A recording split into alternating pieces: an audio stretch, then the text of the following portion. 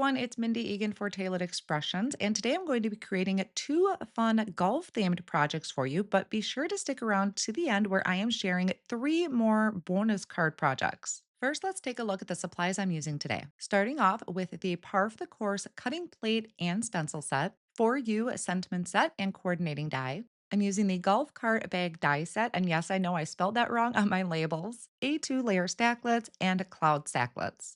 I have the fine diamond background stamp and set the scene hills stencil.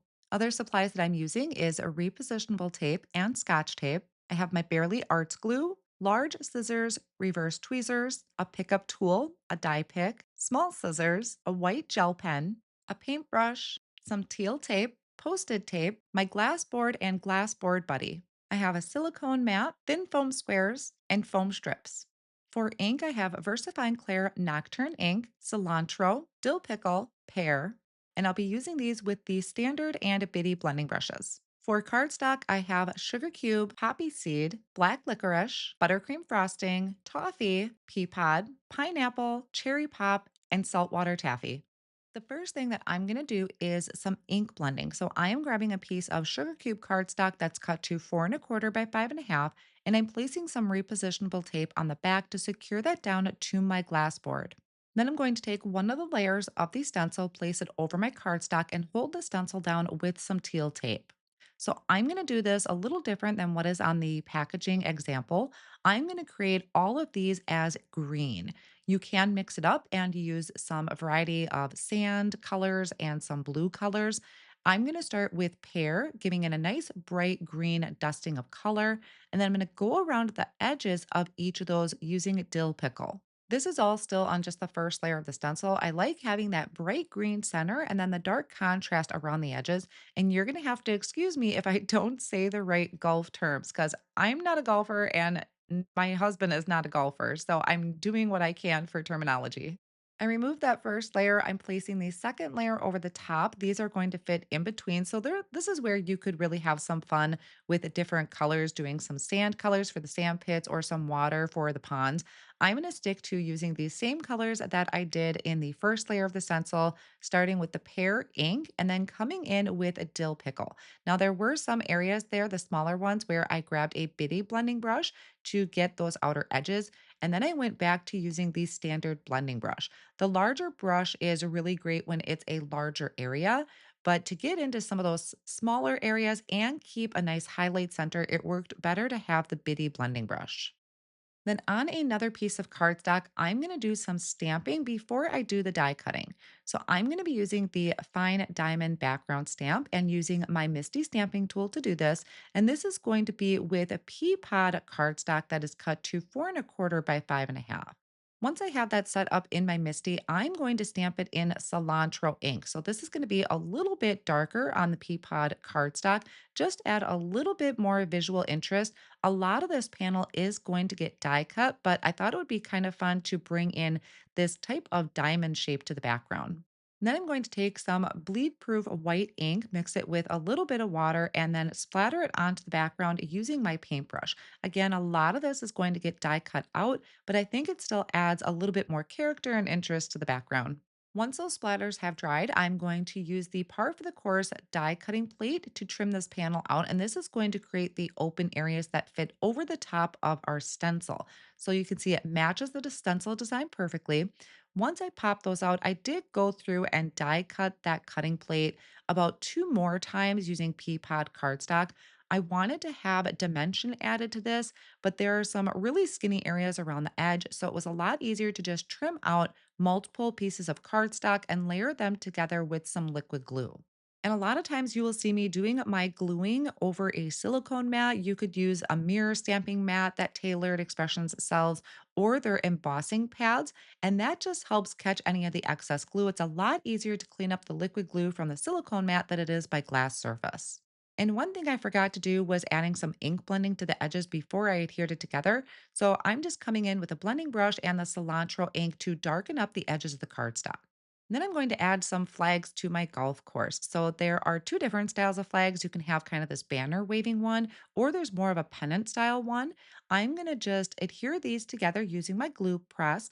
And I used cherry pop, sugar cube, and poppy seed cardstock for my flags. I'll be using the For You Sentiment Stamp Set to do my sentiments.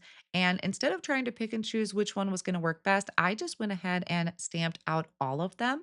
I'm going to be doing this on sugar cube cardstock that is 5.5 by 8.5.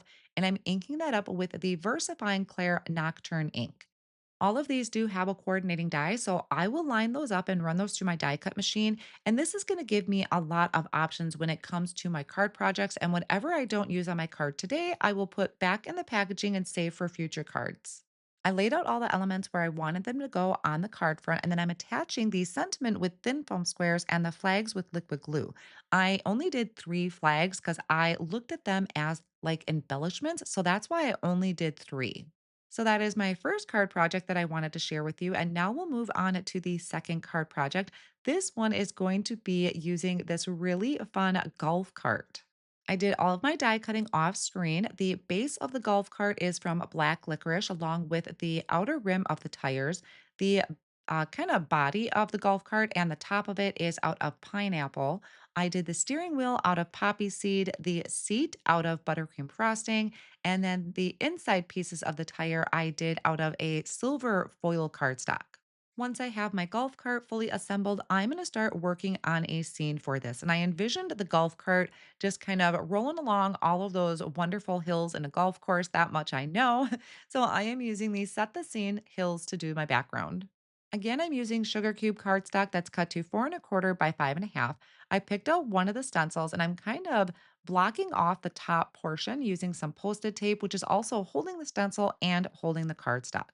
I started by ink blending with pear ink and then coming up from the bottom with dill pickle.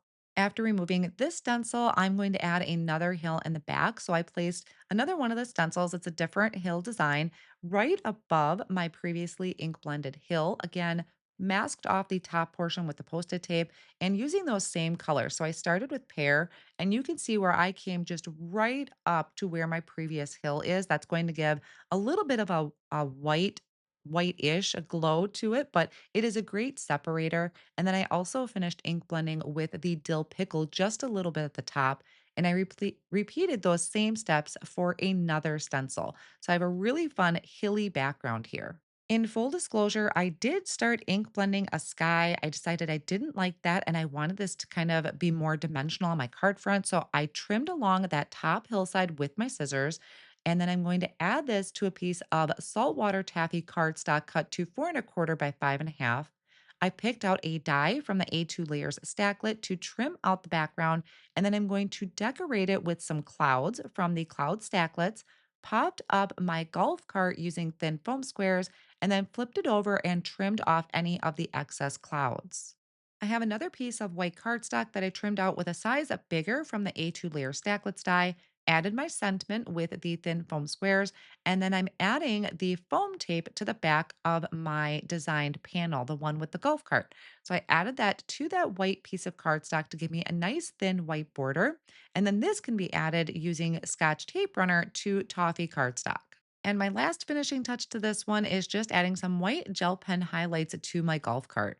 So that is the second card that I have for you creating on screen. I love this simple little scene and that golf cart. Now, I do have some bonus projects that I created off screen for you. This one is going to be using the golf bag, and I also used the For You sentiment stamp set paired with the fine diamond in the background. I also brought in the Little Bits golf die set, which has the golf club and the golf ball that fit perfectly with that little scene. This next one is a really fun scene that I thought of when I think of golfing, and that is adding some trees behind my golf cart. That is using the Through the Woods stamp set. I also paired it with a plaid background that I stamped both on pea pod and toffee cardstock. And then my last card that I have to share with you is another kind of clean and simple, similar to the style of the golf bag. This one is using the golf cart, adding another sentiment at the bottom, some clouds in the background, and then again with that fine diamond background stamp. And that one is paired with blueberry and gumball cardstock. So, there are 5 ideas to get you starting creating cards for the golf fanatics in your life. You can find all of these products available now over at tailoredexpressions.com. Thank you all so much for joining me today.